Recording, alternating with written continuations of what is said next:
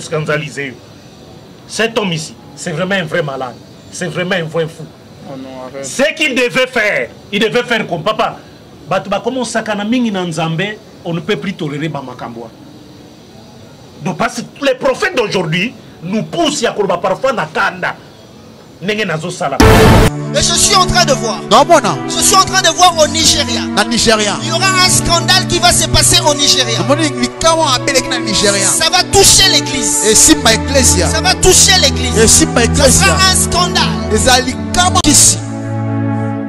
Il y aura des personnes qui vont témoigner pour salir l'image. Je ne sais pas comment ça va se passer. Mais je vois l'église du Christ au Nigeria être basculée par ces vents.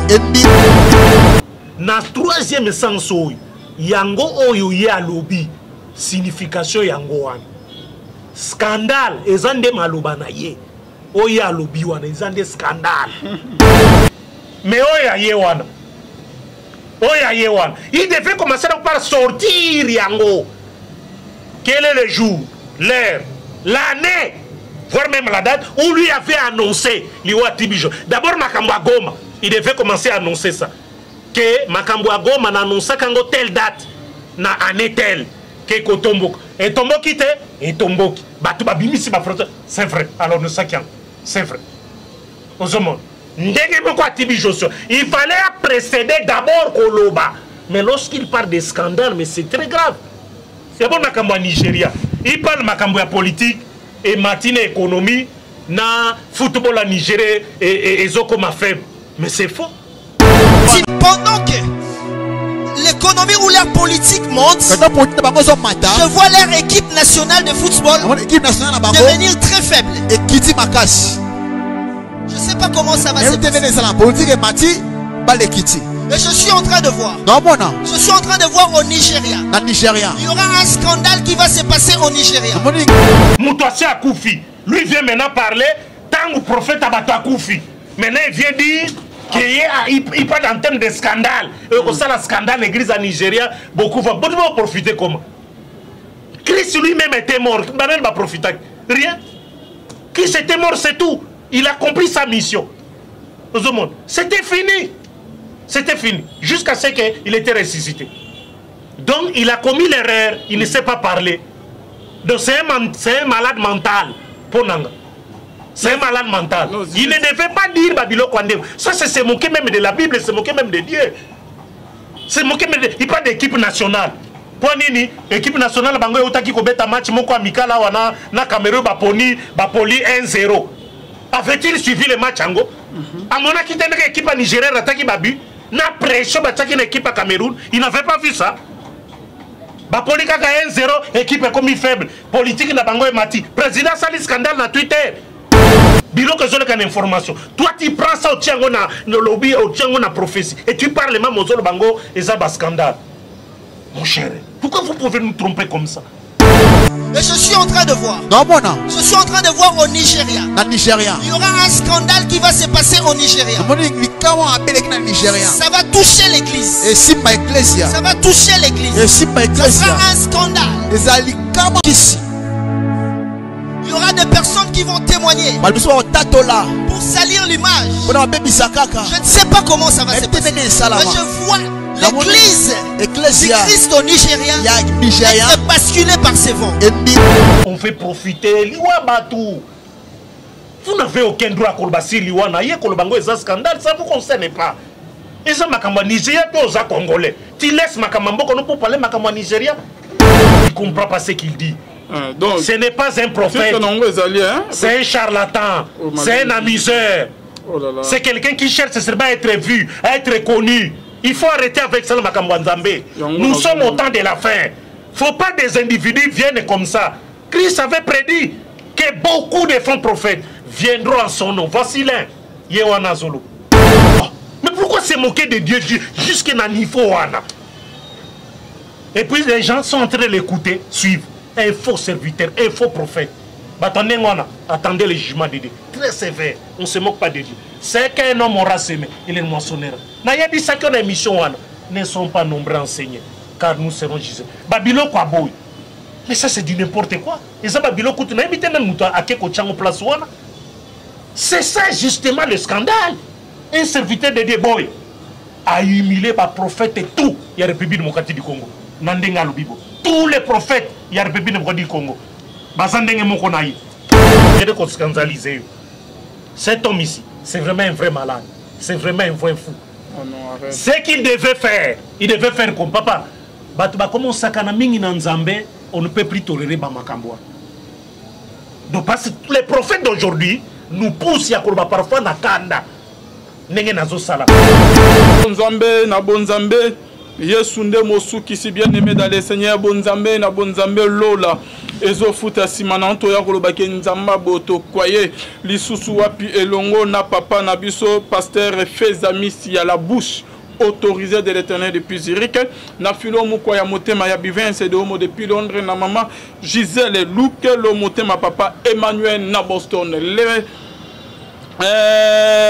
Papa Nabiso, papa Blaise, motema ya mama Nabiso kuna na nini na Suisse nzama lola amono mama mamimbunga bonzambe na bonzambe lola ezo futa simananto ya koloba ke nzamba boto kwaye lisusu wa bien aimé dans les Seigneurs toujours na cadre ya émission bien rien que la vérité bien aimé et comme émission mon koto sali bien aimé et ça les cris du coq bien aimé dans les Seigneurs ceux qui kamoye salama ceux qui pasteur mon ka lekate bien te alobi makambo eza na nzela te il y a les émissions bien aimées dans les Seigneurs. Et dans la pasteur Moko Alekaki, na émission, il y a un déroulanga, ok, na Nyamakas, Alende na Pessie Mokite. Et dans la pasteur comme on est ceux qui prophètent Filigence, ceux qui prophètent Filigence, comme on est bien vraiment, mais na mon élément bâtine des lignes bien aimées dans les Seigneurs. Oyo Azolo Belamakam, il y a prophétie, il y a Tibi.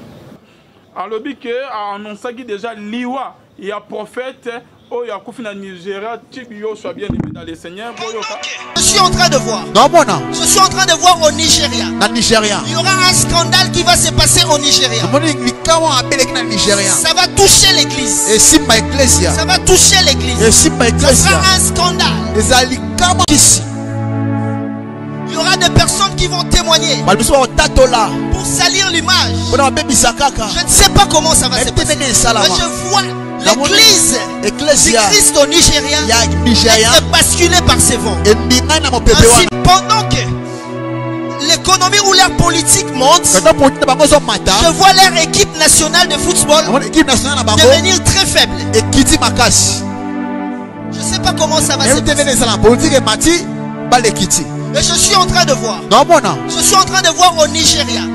Nabe ana moko ya ba collègue na bango avant que na solo na invito aza awa nazo yeba te pona ye alinga zo gloire na sima ya makambo Nzambe o asakola kinyo so pourquoi Nzamba chao mokiba chao ka ozo place Nzambe tondeni et da basi ezo la que ba prophètes et ce sont des faux prophètes ou comment Babylon wa bo peut-être que ba miso ba zo au sérieux na ba makamwa bo osakoli olobi makamwa suske o scandale mo esama na Nigeria église ya Nigeria ko ninga na bo na makamwa esalam awa prophète Tibi o shakufi yo olobi ke osakola ozi partout l'équision yango nini papa hein autant na collège ni to autant na université oloba makamwa solo aboy hein oh makamwa juge ka zolo ba ke non verset mo juge ka alobaki ba o bazo wela ko sakola faites attention. Vous allez juger. Donc, pour la bino, mawayanza me rozala te quoi. Hein? Nabe ana mona ya ba collègue na ba on peut prophète avant que na solo na invité na ngaza na plateau. Na comprendre ce qui est jeune prophète alinga loba nini. Shalom prophète Gedeon Bekanga. Shalom papa Lvin.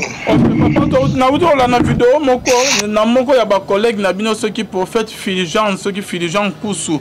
Oyo alobeli li par rapport ya liwa ya Tibio soit olanda ki vidéo ngo oui Natalia ya kusono eko za ndeni avant que to sona ndeko to zana na plateau papa bon et bimo ni ka sakola ki liwa ya prophète akufi na Nigeria bacha ka gloire zonye pa na zo comprendre te Un prophète dans le ministère, c'est celui. Un prophète, c'est d'abord un intercesseur. Pourquoi un prophète, c'est un intercesseur? Quand le Seigneur te révèle les choses, si cela est positif, tu dois commencer à intercéder pour que la prophétie s'accomplisse. Mais si cela est négatif, tu dois intercéder pour que cela n'arrive pas. Namonaki papa, nakati o malobate olobi place mo ya bien que ceux qui sont négatifs, il faut prier pour que makamango yate. Mais namoni na l'année 2-3 vidéos na abimi pe a tout que na makamalo na volcan et salamaki na Goma amonaki on déjà à Sakoli et koki sami bandeko bakufi banda kuna bango babungisi yango bakomi na passe yazo tout à tolo likolo nango ke prophétie na ekoki sima ekoki sami malgré que za malheur moko komeli bandeko papa yozo trouva ondeni o liwa bonabo omonya ondeni papa a tout qui peut tolo na nini ya volcan ya Goma. Bon, le problème n'est pas, c'est pas lui. Moi, je crois à sa grâce. Ma kamzamba mais Bible lobby au-delà ya badon. Au-delà ma camion. Non, yo lobby que c'est que na matalisation ma camion est négatif, il faut reprier kokisamate, c'est ça non?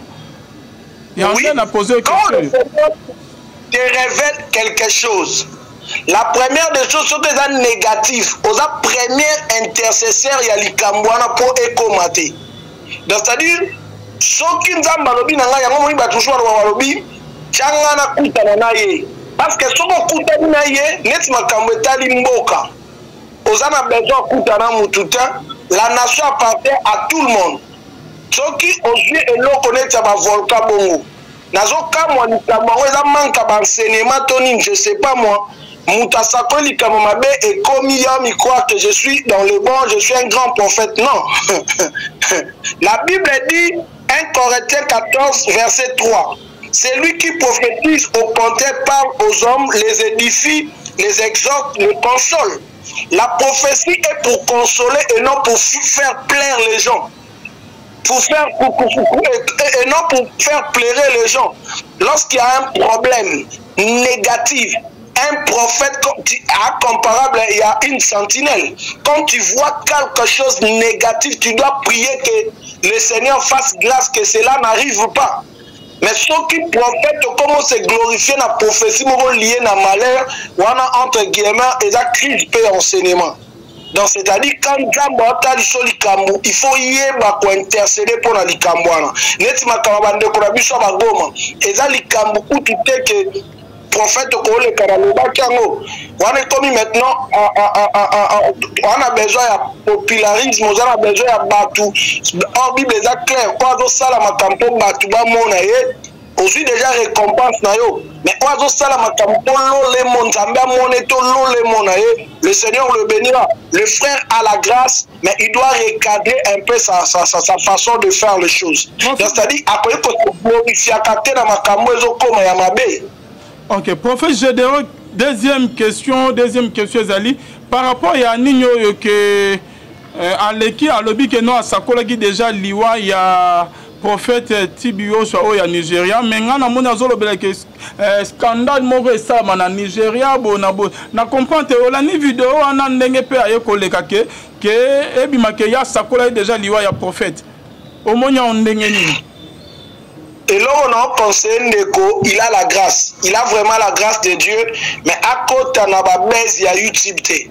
À côté, on a YouTube parce que par rapport à Makambo, il y a Zolinga.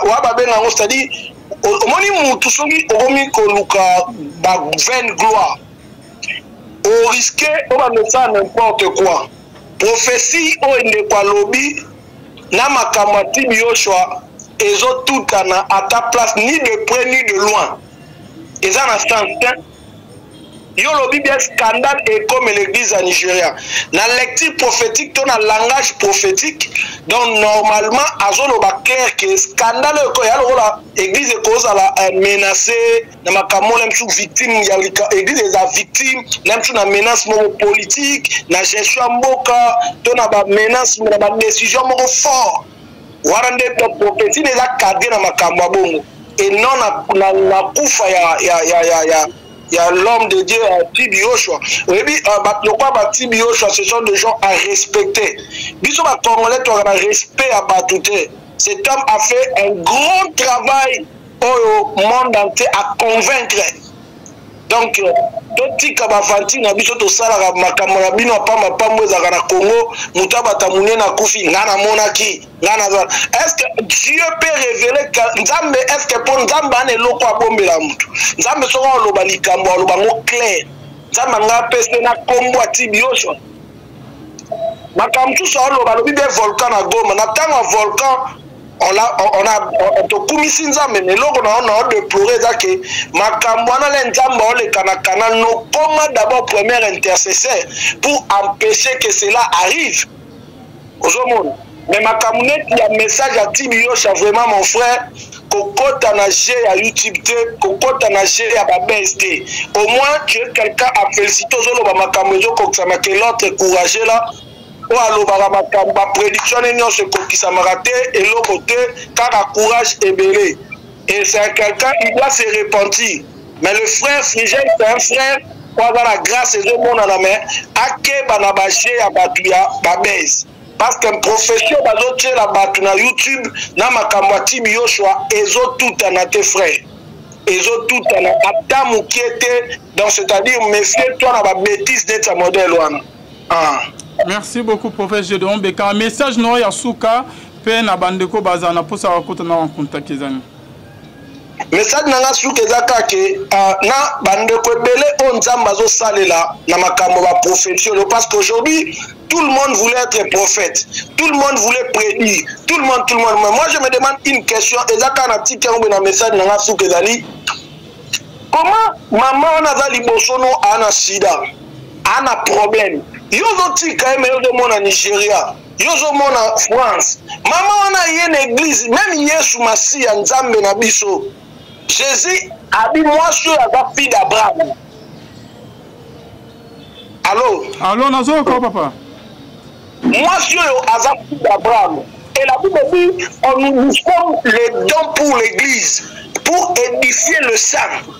Biso souvent to komi Nzamba lobi nanga président boya kokufa likamu boya kokome l'intel eza mabete mais eza ko édifier biso na nini eza ko édifier biso na nini. Donc on dirait vague moko bo écoter biso na Congo batu mo génération mo bezo bi mondial, c'est comme si les gens cherchent à impressionner. C'est le christianisme, l'homme qu'on appelle Jésus n'avait ni beauté ni éclat. Il n'impressionnait pas, mais il travaillait. Donc, vaguement, continue à Congo, je vois au Tchad.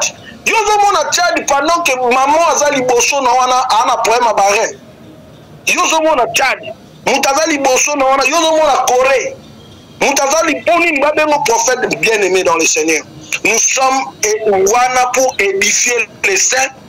Bato bana ba problème soko za prophète nzamba pesho mishu évangéliste muto za na parole de connaissance travailler pour na bato baza l'église. Nous sommes le prophète pour l'église. Taya ba prophète des nations à la ressource terre na temps oyo ba prophète des nations za ka pour na Israël. Nous sommes les prophètes de l'église et tout ce qu'on va dire c'est pour édifier les hommes et les femmes de l'église. Les loups n'auraient pas été vague comme moi. Est-ce que le Seigneur a connu du somme comme maman, il peut maïwana et quoi apporter ni pas basante. Maman n'a beau t'attaquer, yo bise président à Belgique, roi à Belgique a comme maladie. Mais pourquoi chercher toutes ces choses-là? Travaillons la grâce pour que le Congo, le frère de l'église du Congo, du Gabon, du Cameroun, de la France, Belgique, l'église va édifier. Au moins pour tout le monde, non, ça directement sur YouTube, quand même au Nigeria, au Bela. Na moni, tala babilo quand de boti biochoa. Au moins, ça va travailler dans l'écran géant, ba maladie ou en Inde. En direct. C'est comme ça qu'on doit travailler, c'est comme ça qu'on va propager le nom de notre Seigneur Jésus-Christ. Et non, Babylone comme on est éphémère, bon, ça va. Na moni kutu publication musuba tcheka ya ndekwara o asakola Macron ça l'a humilié. Mais mon frère, dans tout ça l'église gagne quoi? Ah ça. Bazui Mbato, Babeti Macron, Batie image. Bazui prophétie, Batie. Mais on parle, bon, je sais pas, moi personnellement, la connaissance à parole, ça ne colle pas. Bananzame, yozana sida, yozana diabète, yozana kyste, on a mion, on bote à capter, yozana boy. Ce qui Macron va humilier, l'église est bénéficiée. Donc, on doit recadrer les choses. Donc, c'est-à-dire, le fondement, l'enseignement apôtre dans la prophète. Parce que ça veut dire, nous sommes fondés par l'enseignement des apôtres et le prophète. Si on considère ce qu'on apôtre dans la prophète, on ne voit pas là où cadrer ces prophéties. Moi. Merci beaucoup, prophète Gédéon Bekanga. Merci beaucoup, Papa Nzamba Pamolabino, le prophète Gédéon est là. Quand le numéro dans WhatsApp, tout celui qui voulait entrer en contact avec moi, plus 243 89 69 71 785. Que Dieu vous bénisse, que Dieu bénisse la voix céleste.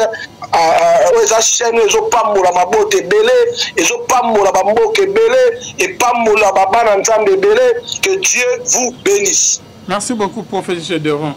Donc, notre jeune frère, c'était prophète Fulgence, si c'est Fulgence. Jiji Kakabe, au monde ni na ba propone ba kisi sous qui a sakola qui pona Macron qui a rosala humilié, mais to banana oya liboso prophétie na ya prophète oya Nigeria. Au monde on ni après avoir Rolanda. Bon vraiment moi bien pour son na Monique d'abord c'est un prophète qui a un langage embarrassant. Aibi kolobate.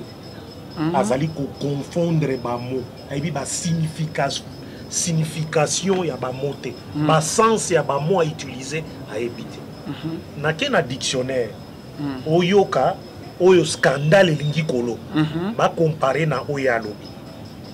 Scandale na point 1.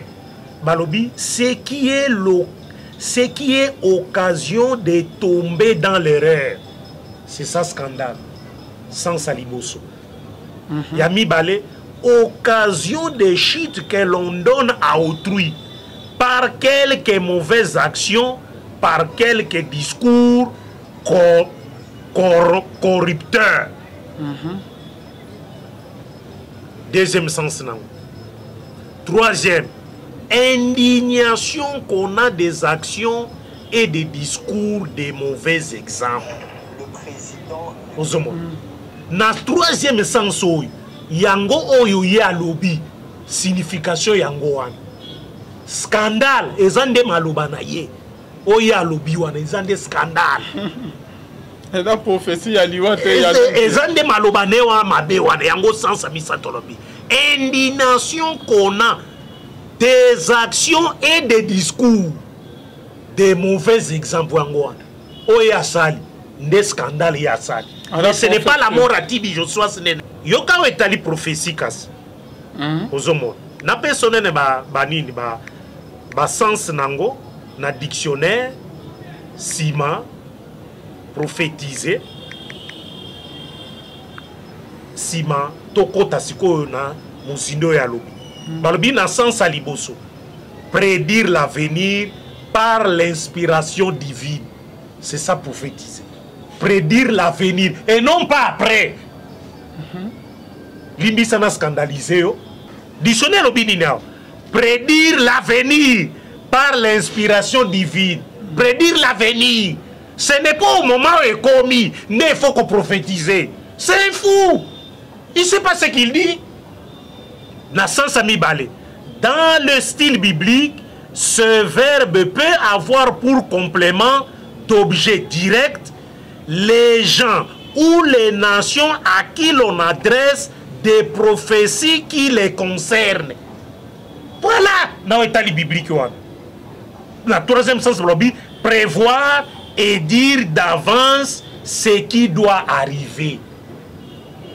Comment dire d'avance avant même yebana. Yo sio lobby yango batu ba ebina nute. Yo sio lobby yango déjà et yebani. Même les concernés à yebi yango. C'est ça prédit. Vous parlez de Makamba volcan na yebisi yo. personne, aucun serviteur de Dieu à travers le monde, avant Volcan et Salé, après Isaac, personne. C'était où? C'était où? Mais c'était quand? Au moins, il est rare. Avant, alors que Nazo continue à scandaliser. C'est sorti de sa bouche. Nazo continue à scandaliser. Cet homme ici, c'est vraiment un vrai malade. C'est vraiment un vrai fou. Ce qu'il devait faire, il devait faire comme papa. Comme on s'akana mingi na Nzambe, on ne peut plus tolérer Bamakamboa. Donc parce que les prophètes d'aujourd'hui nous poussent à Kouba parfois na kanda. Nenge nazo sala. Yo tomboka ki tout à l'heure na émission moko au salaki. Pourquoi? Parce qu'on trouva que les comportements étaient mauvais, étaient indignes.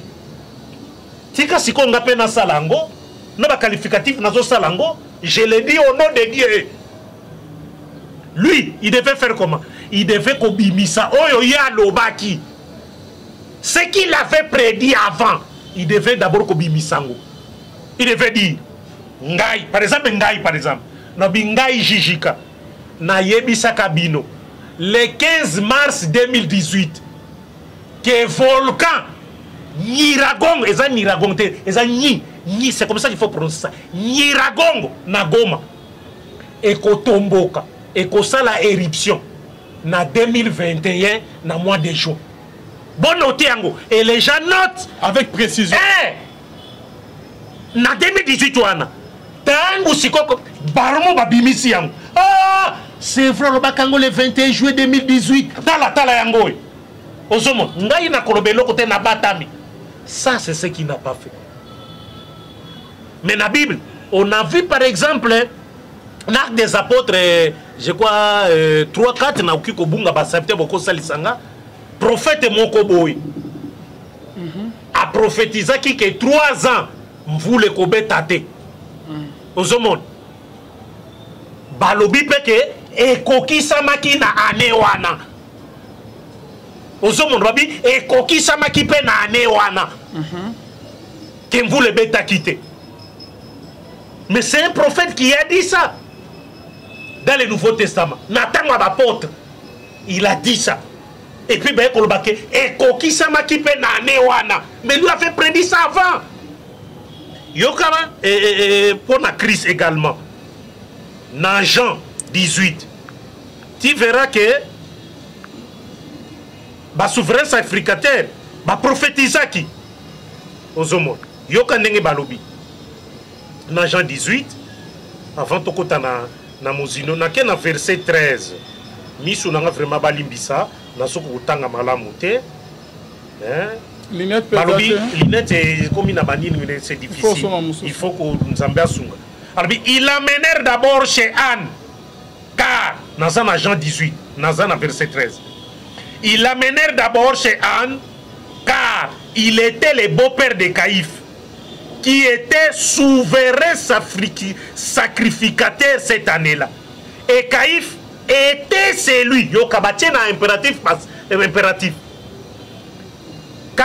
Caïphe, dans verset 14. Et Caïphe était celui qui avait donné ses conseils aux Juifs. Il avait donné déjà. Il est avantageux qu'un seul homme meure pour le peuple. Au moins, Caïphe n'a pas sa prophétie pour la crise. Alors, il y a déjà avant. Babimisi yango aw. Pendant qu'on a mené ce Christ, on sort maintenant la prophétie. Au Caïphe appelle ça qui? Voilà la prophétie zalaka biblique yango. Babimisi yango sikoy. Pona nini prophétie yango ezako s'accomplir maintenant. Yango babimisi yango. Mais oya yewana. Oya yewana. Il devait commencer par sortir yango. Quel est le jour, l'heure, l'année, voire même la date où lui avait annoncé l'Iwa Tibijo. D'abord Makambwa Goma, il devait commencer à annoncer ça. Que Makambwa Goma n'a annoncé qu'en telle date, na année telle, que Kotomboki. Et Tomboki te, et Tomboki. Batouba Bimisi ma frère. C'est vrai. Alors nous sakions. C'est vrai. Ozomon. Il fallait précéder d'abord Koloba. Mais lorsqu'il parle de scandale, mais c'est très grave. C'est bon Makambo à Nigeria. Il parle Makambo à politique et matinée économie, na football à Nigeria et Zoko ma faible. Mais c'est faux. Président Ouairi, on a eu problème na Twitter na salaki ndenge. Il avait écrit Twitter na Mabe et créé scandale. Ayebi Angote. Ayebi Angote. Président Nigeria, on a eu scandale. Pour na Twitter na komaki Mabe. Et quand tu as des sanctions, et les qui n'a pas d'informations, pourquoi il n'a pas dit ça? Politique nigérienne comme mon boulot. C'est faux, c'est archi faux. Ça la kandeng wanate na uti kola kisandenge salimaka. Moutouassi Akoufi. Lui vient maintenant parler tant que prophète abato Akoufi. Maintenant il vient dire qu'il parle en termes de scandale. Et comme ça, le scandale l'église en Nigeria, beaucoup vont profiter comment? Christ lui-même était mort. Banane va profiter. Rien. Christ était mort, c'est tout. Il a accompli sa mission. C'était fini. C'était fini. Jusqu'à ce qu'il était ressuscité. Donc il a commis l'erreur. Il ne sait pas parler. Donc c'est un malade mental. C'est un malade mental. Non, il ne devait pas dire Babylone Kwande. Ça, c'est se moquer même de la Bible, se moquer même de Dieu. Se moquer même de... Il parle d'équipe nationale. Pour nini, équipe nationale, bango yotaki ko beta match moko amical wana na Cameroun bapoli 1-0. Avait-il suivi le match ango? Amona qui était une équipe nigérienne ataki babu, na pression bataki une équipe à Cameroun, il n'avait pas vu ça. Bapoli kaka 1-0, équipe comme faible, politique na bango mati. Président sali scandale na Twitter. Au monde entier comme il connaît ministre na bango saneta côté là, c'est ça politique et mati, il comprend pas ce qu'il dit. Donc, ce n'est pas un prophète, c'est un charlatan, c'est un amuseur, c'est quelqu'un qui cherche à être vu, à être connu. Il faut arrêter avec ça, nous sommes au temps de la fin. Il ne faut pas des individus viennent comme ça. Christ avait prédit que beaucoup de faux prophètes viendront en son nom. Voici l'un, Yewana Zolo. Donc, attention, la prophétie annonçant la mort du prophète Tibi Yoshua du Nigeria par le prophète Philijaz Koussou. Donc, ndenge bachewana azolobe ba makambanin abimike bonabo bande ope batini ba message. Ce message n'est pas précis. Le message n'a pas parlé de la mort de Tibi Yoshua, mais il y a abimis net que liwa, mais plutôt elobeli que scandale et salamakuna. Donc c'est ça quoi. On dirait que la prophétie, il y a ces jeunes prophètes Oyo. Et d'aller vraiment dans la certitude quoi, Jijika. Et la précision exactement la prophète. Alvin na uti kotangelo prophétie Oyo, il y a Caïphe Asala qui pour aller Jésus-Christ. Il avait déjà donné ses conseils avant. Bon yo to ko pe comme on a été prophète en Mikolo que ne mon ba prophète Samuel, ba Paul, non ba prophète ko comparer ba prophète ya lelo na ba Samuel était. Ah bon? Alvin, je t'interdis. Les prophètes Samuel, Moïse, Naoum, Malaki wana, c'était des hommes de Dieu qui ont vécu une expérience exceptionnelle avec Dieu. Dieu leur parlait quand ils étaient sur la boue. Mais allélo non. Allélo non. Ils sont tentés de fabriquer Ndenge Ézéchiel Alobi, Ndenge Jérémie Aloba. Ils sont tentés de kolobana kombo ya Nzambe. Koloban son nom. Sobito fongola Jérémie ndenga lobi pour ba prophète. Natango wan. Koloban ndenge Ézéchiel lobi pour ba prophète wan. Ndenge baza ko utiliser maloba na Nzambe pour prophétiser ba mensonge. En tout cas, on peut plus tolérer ça. C'est pas bon. Quand on a un prophète, Moussona, outil ko interroger, on a lobi, Aza, serviteur à Sala Makambabele, Bisson Makambababet. Il faut arrêter la bêtise en lingua. On fait profiter, Liwa Batou. Vous n'avez aucun droit à Kolbassi, Liwa, Naye, Kolbango, et ça scandale, ça ne vous concerne pas. Et ça, Makamba Nigeria, puis aux Congolais. Tu laisses Makambo, qu'on peut parler Makamba Nigeria. C'est ça être fou, c'est ça être malade mental. Occupez-vous de ce qui se passe chez vous. Caïphe Aloba qui a établi Jésus-Christ, pour ceux qui ne connaissent juif, il était souverain sacrificateur à ce temps-là.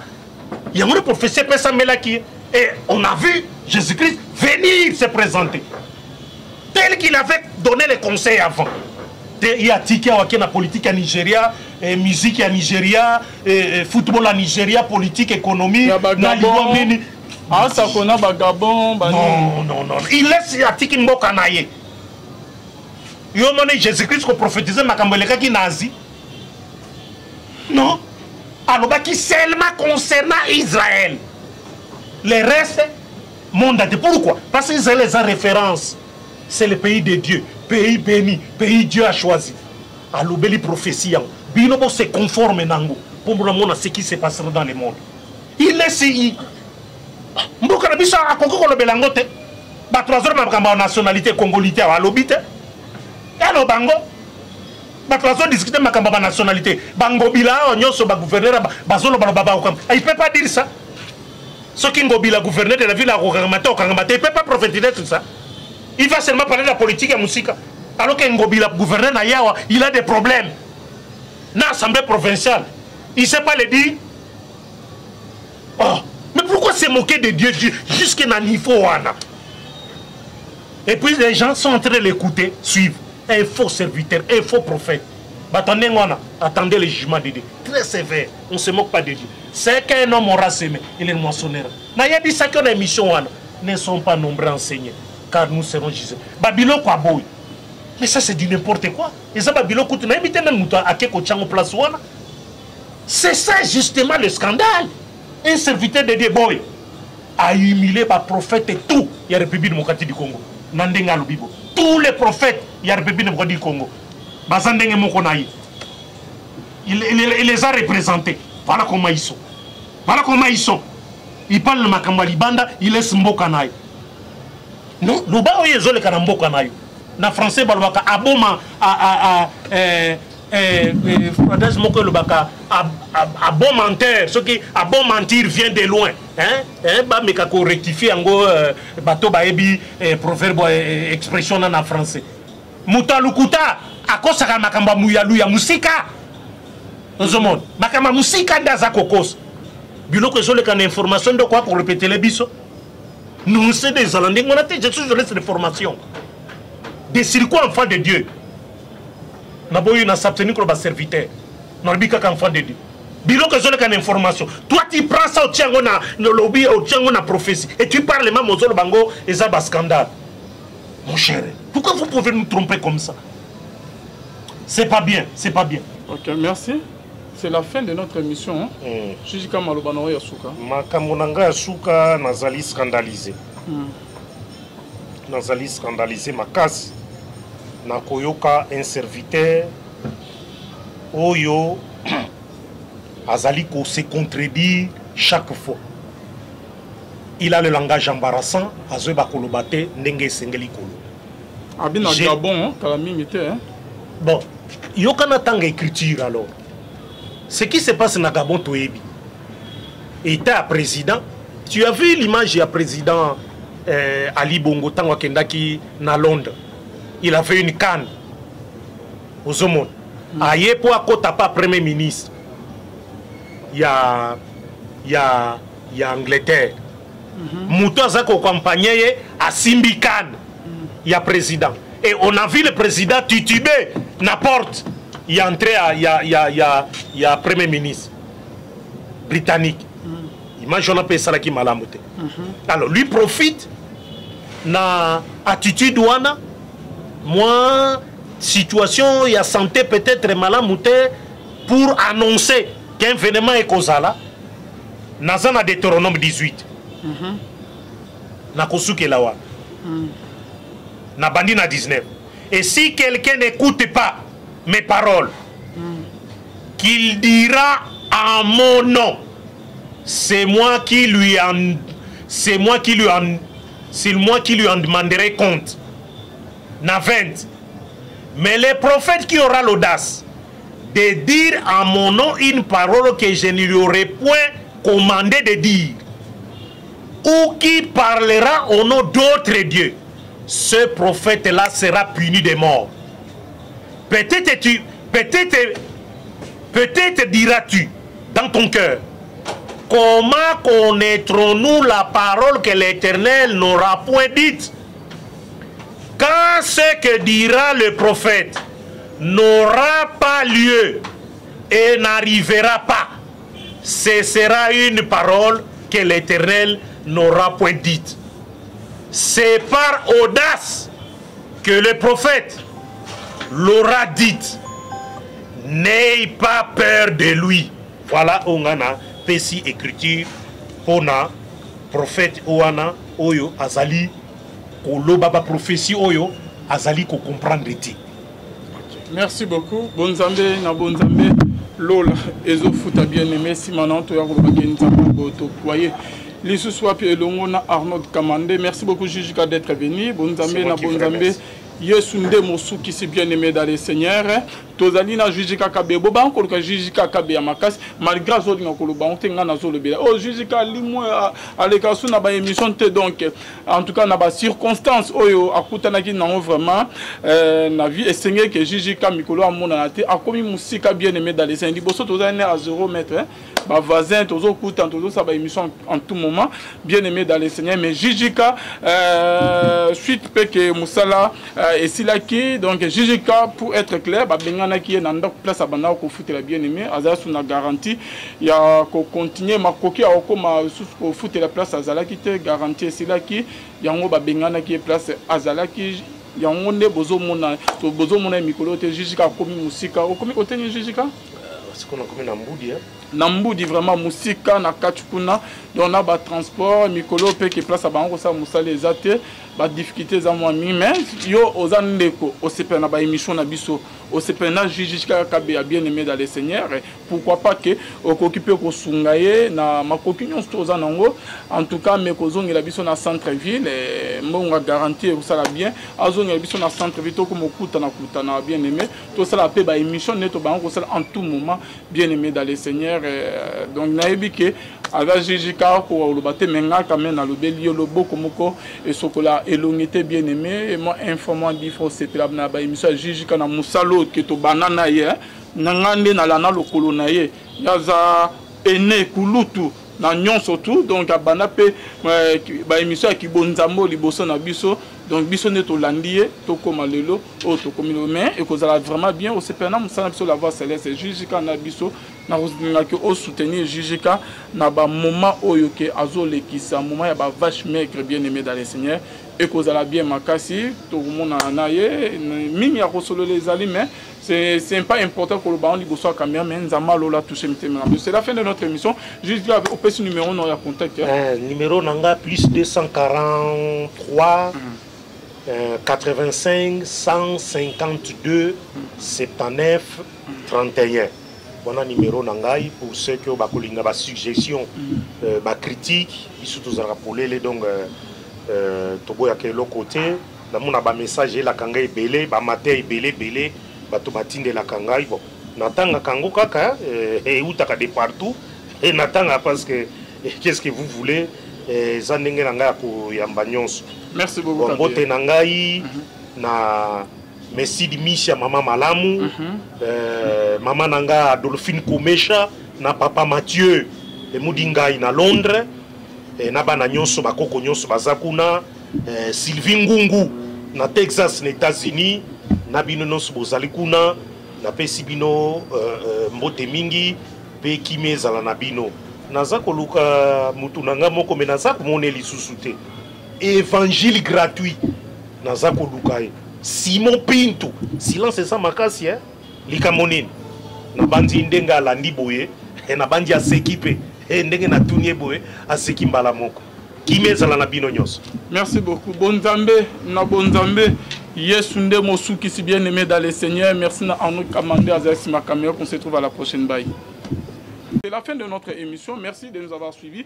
Bien aimé dans les seigneurs. Bino ba obobé biso de partout. Okomeli biso tozalina Jijika Kabe. Boba encore que Jijika Kabe ya makas malgré zoli na koloba on tenga na zolo bela. Oh Jijika limo à l'écart na ba émission te donc en tout cas na ba circonstance oyo akutanaki na vraiment na vie et seigneur que Jijika mikolo amona na te akomi musika bien aimé dans les seigneurs. Liboso tozalina à 0 mètre ba voisin tozo kuta tozo sa ba émission en tout moment bien aimé dans les seigneurs mais Jijika suite que Musala et Silaki donc Jijika pour être clair ba bengana qui est dans place à banda ko foutre la bien aimé azala sous na garantie il y a ko continuer makoki a ko ma sous ko foutre la place azala qui te garantie Silaki yango ba bengana qui est place azala qui yango ne bozo mona mikolo te Jijika komi musika o komi côté ni Jijika parce qu'on a comme un Namboudi, Namboudi vraiment musika na kachukuna donc na ba transport mikolo pe ke place ba ngosa musale ezate ba difficulté za moi mi mais